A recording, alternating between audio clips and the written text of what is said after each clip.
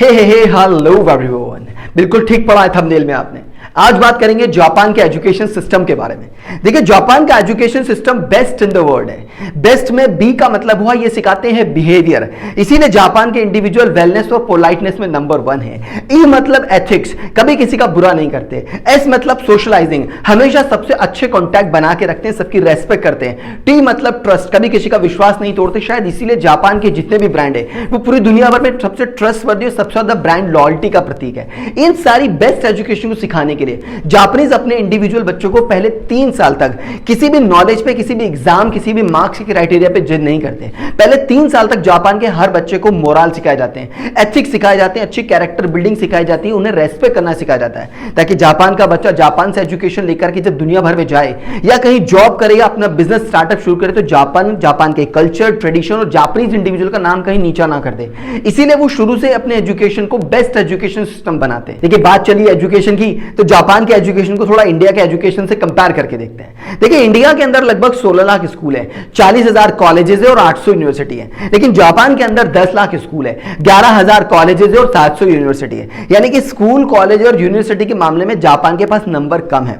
Size में भारत से 7 गुना छोटा है, पॉपुलेशन में भारत से कम है, लेकिन एजुकेशन रैंकिंग में जापान भारत से 117 रैंक आगे चलता है। दूसरे पॉइंट की बात करें तो जापान के अंदर सिर्फ एक ही बोर्ड चलता है, लेकिन इंडिया के अंदर अलग अलग बोर्ड चलते हैं। सेंट्रल बोर्ड सेंट्रल लेवल पे चलता है, उसके अलावा हर स्टेट के अपने अपने बोर्ड अलग है। राजस्थान बोर्ड अलग है, मध्य प्रदेश अलग है, महाराष्ट्र, केरला, बिहार, झारखंड, सारे बोर्ड अलग अलग है। इन बहुत सारे बोर्ड्स का एक फायदा है कि बच्चे को अलग अलग लैंग्वेजेस सीखने को मिल जाती है, लेकिन नुकसान सबसे बड़ा यह है कि बच्चा जब एक स्टेट से दूसरे स्टेट में चला जाता है तो दूसरे स्टेट का एजुकेशन लेवल पूरी तरह से अलग है, जिसकी वजह से बच्चे का ओवरऑल ग्रूमिंग नहीं हो पाती। हर एक स्कूल का अपना पढ़ाने का पैटर्न भी अलग है, तो बच्चे का डेवलपमेंट नहीं हो पाता और बच्चा एक बुकिश फॉर्म बन के इस एजुकेशन सिस्टम में फंस के रह जाता है। लेकिन जापान की बात करो तो जापान के अंदर सिर्फ एक ही बोर्ड चलता है, MEXT, ministry of education, cultural, sports, science and technology. इस एजुकेशन सिस्टम के चलते पूरे जापान के अंदर सिर्फ एक ही सिस्टम चलता है। इसकी वजह से बच्चा जापान के एक शहर से दूसरे शहर में चला जाए या एक स्टेट से दूसरे स्टेट में चला जाए, उसको एजुकेशन में ज्यादा फर्क नहीं पड़ेगा।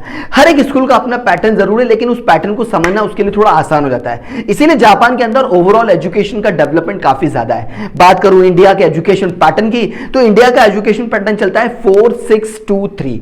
4 मतलब पहले 4 साल एलिमेंट्री एजुकेशन, 6 मतलब उसके बाद फिर जूनियर एजुकेशन, फिर 2 मतलब उसके सीनियर एजुकेशन जहां पर वो अपने सब्जेक्ट को पढ़ता है, साइंस को, कॉमर्स को, आर्ट्स को, ह्यूमैनिटी को। उसके बाद 3 साल वो अपने कॉलेज पढ़ता है। कॉलेज के बाद वो कॉम्पिटिटिव एग्जाम की तैयारी करता है, अपने मास्टर्स की तैयारी करता है, यानी कि जॉब ओरिएंटेड एजुकेशन इंडिया में दी जाती है। लेकिन अगर मैं जापान की बात करूं तो जापान के अंदर सिस्टम चलता है 6-3-3-4।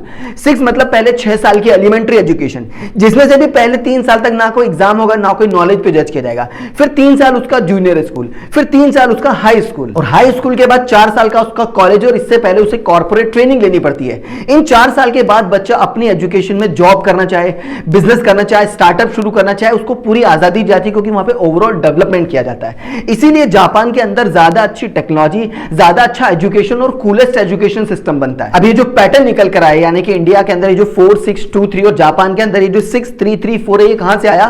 तो देखिए, इंडिया फॉलो करता है ब्रिटिश पैटर्न को, जापान फॉलो करता है फ्रेंच के पैटर्न को। इंडिया की बात करूं तो इंडिया के अंदर लगभग 40 स्टूडेंट को संभालने के लिए सिर्फ एक टीचर है, यानी कि स्टूडेंट टीचर रिलेशन और रेशियो बिल्कुल बेकार है। जापान के अंदर यहीं पर ये रिलेशन और रेशियो चला जाता है, हर 20 स्टूडेंट को संभालने के लिए एक टीचर है। इसलिए जापान के अंदर हर टीचर हर एक स्टूडेंट को पर्सनलाइज अटेंशन दे पाता है, बच्चे के ओवरऑल डेवलपमेंट को समझ पाता है, बच्चे के मिशन, विजन, लाइफ के एस्पिरेशन को समझ पाता है, इसीलिए वो उसे अच्छे से गाइड कर पाता है। लेकिन इंडिया के अंदर क्योंकि स्टूडेंट ज्यादा है और टीचर कम है, इसलिए टीचर का सारा फोकस अपने सिलेबस को कंप्लीट कराने और अपनी जॉब को बचाने में रहता है। इसीलिए इंडिया के अंदर job oriented education, rectification, rotten system बन चुका है। इसीलिए इंडिया के अंदर जो अटेंडेंस है वो सिर्फ 51% है और जापान के अंदर 99% है। इंडिया के अंदर लिटरेसी रेट सिर्फ 75% और जापान के अंदर यही लिटरेसी रेट 99% है। ऐसा कैसे पॉसिबल है कि एक कंट्री जो इंडिया में साइज में 7 गुना छोटी है, पॉपुलेशन में कम है, एजुकेशन रैंकिंग में 117 पॉइंट आगे, उसके पीछे 7 बड़े रीजन है। पहला पॉइंट है हाई फोकस ऑन क्रिएटिविटी।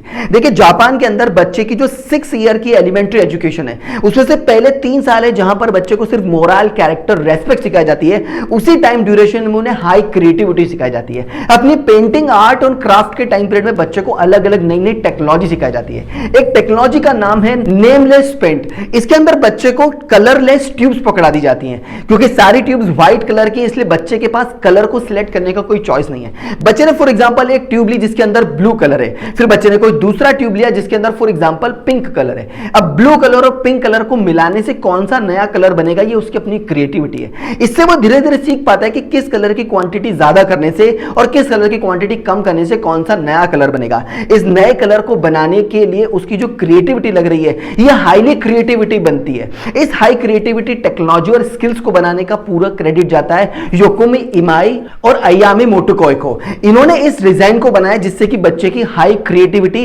नए नए कलर कॉम्बिनेशन बन सके। 2012 के अंदर इसे हाईली क्रिएटिविटी स्किल्ड डिजाइन का अवार्ड भी मिला था।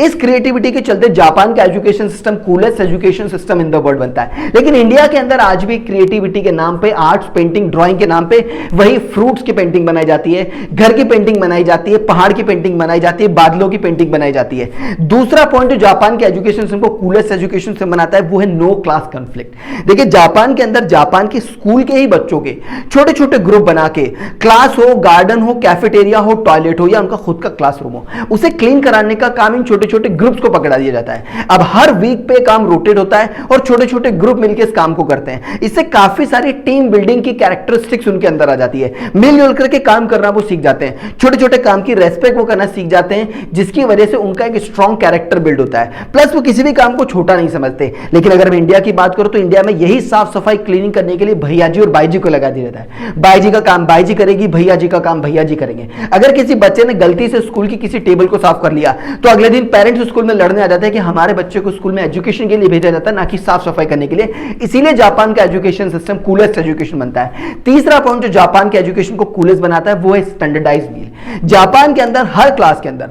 हर एज ग्रुप के बच्चे के लिए एक स्टैंडर्डाइज मील बनाया गया है जो कि वेल हेल्दी और वेल न्यूट्रिशन बैलेंस्ड फूड वाला है, जिसकी वजह से बच्चा काफी हेल्दी बनता है, बैलेंस डाइट लेता है, इसलिए उसकी मेंटल, इंटेलेक्चुअल, फिजिकल स्ट्रेंथ काफी अच्छी होती है। इसीलिए वो एजुकेशन में काफी ध्यान दे पाता है और इसीलिए शायद वहां की अटेंडेंस भी 99% है। लेकिन इंडिया के अंदर ऐसा कुछ नहीं है। इंडिया के अंदर अपने ब्रंच और लंच में बच्चा या तो मैगी लाएगा, पास्ता लाएगा, ब्रेड लाएगा, सॉस लाएगा, जैम लाएगा। उसे वो खा पाया या नहीं खा पाया ये टीचर की कोई जिम्मेदारी नहीं है, स्कूल की कोई जिम्मेदारी नहीं है, पेरेंट्स की भी कोई जिम्मेदारी नहीं है, क्योंकि बच्चा स्कूल के अंदर है और पेरेंट्स घर के अंदर है। इसीलिए इंडिया के अंदर जो एजुकेशन सिस्टम है वहां अटेंडेंस पूरी नहीं मिल पाती, हेल्दी बैलेंस डाइट नहीं मिल पाती। इनफैक्ट स्कूल के अंदर बच्चों को बुलाने के लिए मिड डे मील जैसी स्कीम को चलाना पड़ता है। चौथा पॉइंट जो जापान के एजुकेशन सिस्टम को कूलेस्ट एजुकेशन सिस्टम बनाता है वो है इनका love towards their tradition and culture.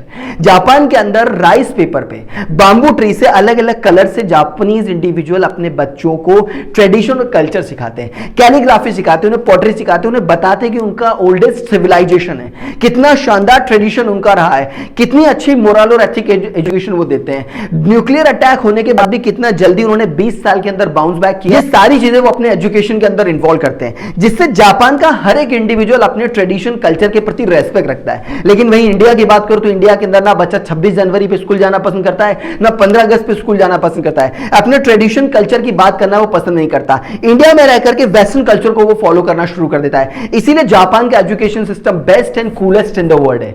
पांचवा पॉइंट है after school extra curriculum classes. देखिए जापान के अंदर स्कूल के अंदर क्रिएटिविटी वो सीख लेगा, कल्चर सीख लेगा, रेस्पेक्ट सीख लेगा, काम सीख लेगा, लेकिन इवनिंग क्लासेस में एक्स्ट्रा करिकुलम एक्टिविटीज में जाकर के एक्स्ट्रा एक्टिविटी सीखना वहां बड़ी कॉमन सी बात है। जापान का इंडिविजुअल सैटरडे संडे को भी अपनी एजुकेशन लेता है, लेकिन इंडिया के अंदर एक्स्ट्रा क्लासेस का मतलब हुआ tuition classes, coaching classes. Extra curriculum कुछ नहीं है, स्कूल वाले भी ध्यान नहीं देते पेरेंट्स के लिए, तो वो एक्स्ट्रा करिकुलम एक्टिविटीज ही उन्हें सीखने का कोई फायदा नहीं है। इसलिए जापान के इंडिविजुअल हमसे काफी आगे निकल जाते हैं और इंडिया का एजुकेशन काफी पीछे रह जाता है। रोटन सिस्टम बना हुआ है बुक वॉर्म बनाने के लिए, जॉब ओरिएंटेड एजुकेशन की तरह एक पैटर्न बन गया है। 6 पॉइंट जो जापान के एजुकेशन को कूलेस्ट बनाता है वो इनका 3 ट्राइमेस्टर एजुकेशन सिस्टम। देखिए जापान का एजुकेशन सिस्टम 3 अलग अलग ट्राइमेस्टर में डिवाइडेड है। पहला जो अप्रैल से शुरू होकर के जुलाई में खत्म होता है, फिर सितंबर से शुरू होगा, दिसंबर में खत्म होगा, फिर जनवरी में शुरू होगा और मार्च में खत्म होगा। इन 3 ट्राइमेस्टर में उसे 6 वीक की समर वीक मिल जाएगी, 2 वीक की विंटर और स्प्रिंग वीक मिल जाएगी। इस छोटे छोटे ट्राइमेस्टर की वजह से उसकी क्रिएटिविटी बनी रहती है, स्कूल में अटेंडेंस बनी रहती है, लिटरेसी में काफी आगे और इसलिए काफी स्ट्रांग मोरल कैरेक्टर वाली एजुकेशन वो प्रोवाइड कराते हैं। हमारे यहां पर ऐसा कोई ट्राइमेस्टर सिस्टम देखने को नहीं मिलता, छोटे छोटे सेमेस्टर और ईयर बेस्ड एजुकेशन है, लेकिन उसकी वजह से क्योंकि रोटन सिस्टम है, स्टूडेंट बहुत सारे हैं और टीचर कम है, इसलिए एजुकेशन सिर्फ एक बुकिश एजुकेशन जॉब ओरिएंटेड रह गई है। इसलिए बच्चा स्कूल जाना पसंद नहीं करता और शायद इसीलिए इंडिया के अंदर एजुकेशन सिस्टम एक बेकार एजुकेशन सिस्टम बन गया है। और सुपर 7 पॉइंट जो जापान के एजुकेशन सिस्टम को coolest and best education in the world बनाता है वो इनका आफ्टर स्कूल ट्रेनिंग प्रोग्राम। देखिए अपने हाई स्कूल की एजुकेशन के बाद कॉलेज में एडमिशन लेने से पहले बच्चे को 2 काम करने हैं। पहला, उसे एक तो कॉर्पोरेट लीडरशिप ट्रेनिंग प्रोग्राम को अटेंड करना कंपलसरी है, जहां पर बच्चे को नई नई लीडरशिप स्किल सिखाई जाती हैं ताकि फ्यूचर में वो कभी जॉब करे, बिजनेस करे, स्टार्टअप करे तो अपने बिजनेस को एक लीडरशिप के माइंडसेट से वो चला सके। क्योंकि जापान का एजुकेशन सिस्टम जॉब ओरिएंटेड नहीं है, बिजनेस ओरिएंटेड है, इसलिए ये लीडरशिप प्रोग्राम अटेंड करना सबके लिए कंपलसरी है। दूसरी बात, इस एजुकेशन सिस्टम प्रोग्राम को लेने के बाद बच्चे को एक एग्जामिनेशन प्रोसेस से गुजरना पड़ता है। जिस कॉलेज के अंदर उसे एडमिशन चाहिए उस कॉलेज के लिए एक स्पेसिफिक एग्जाम उसे देनी पड़ती है। अगर इस एग्जामिनेशन में वो पास हुआ तभी उसका उस कॉलेज में एडमिशन होगा, और वो एग्जामिनेशन में पास नहीं हुआ, फेल हो गया तो उसे रीअपियर करना पड़ेगा खुद को इस एग्जामिनेशन को देने के लिए। इस एग्जामिनेशन का टाइम पीरियड बहुत टफ रखा जाता है, सिलेबस काफी टफ होता है, जिसको फॉलो करने के लिए बच्चे को जो एग्जामिनेशन हॉल है उस एग्जामिनेशन हॉल को एग्जामिनेशन हॉल ना बोल करके एग्जामिनेशन हेल बोल जाता है। इस रिगेरियस प्रोसेस को क्रॉस करके जब बच्चा कॉलेज लाइफ में जाता है तो वो सबसे कूलेस्ट लाइफ होती है, क्योंकि वो इतनी सारी क्रिएटिविटी, नई रेस्पेक्ट, नए ट्रेडिशन और सिविलाइजेशन को सीख करके, मोरल कैरेक्टर बिल्डिंग को सीख करके, इंटीग्रिटी रेस्पेक्ट को सीख करके इस एजुकेशन के कॉलेज लाइफ तक आता है। इसके बाद वो अपना जॉब करे, बिजनेस करे, वो कंप्लीटली फ्री है, क्योंकि वो काफी वेल फिल्ड माइंड बन चुका है, well formed mind Indian education की तरह नहीं रहा। अपने एजुकेशन सिस्टम के अंदर जापान से इन 7 पॉइंट में से कौन से पॉइंट को अडॉप्ट करना चाहिए कमेंट करके मुझे जरूर बताएगा। जापान के एजुकेशन सिस्टम का ये वीडियो पसंद आया लाइक करिए, इंफॉर्मेटिव लगता है इसे शेयर जरूर करिएगा। फ्यूचर में ऐसे ही वीडियो देखना चाहते हैं चैनल को सब्सक्राइब करिए। चलिए मिलते हैं किसी नए वीडियो में किसी नई इंफॉर्मेशन के साथ। Till then goodbye, take care. Video class तक देखने के लिए आप सभी का बहुत बहुत धन्यवाद।